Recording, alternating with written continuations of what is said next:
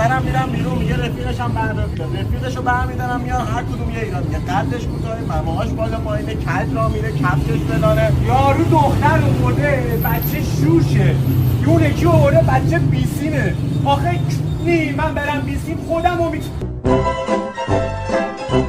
آقا موافقم از زید بشه برا رفاقت ما عشق ستایی میریم تو باغ سوال میکنیم کس کنیم نیست برا راستی برا نشه بچی ما پیام میدی پرسیدم چی برا بودم جواد با کنیم ساندویچی یاره خیلی مادر جنده آرش داداش 10 تومن نداری قرض بدی؟ میدم بده چه کیس زمان چیزی بهم بده من نوکر داداش من دست چک ندارم ولی میتونم مهمترین دارایی زندگیمو بهت بدم که اگه من پولتو خوردم تو همونو بخوری چیه چی؟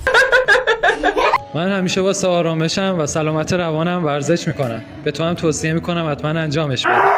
کیر خ 3 تا شانس داری منو بخندونی. هر بار که بخندم بهت 100 تومن میدم. توضیحاتی بیشتر چنل تلگرام.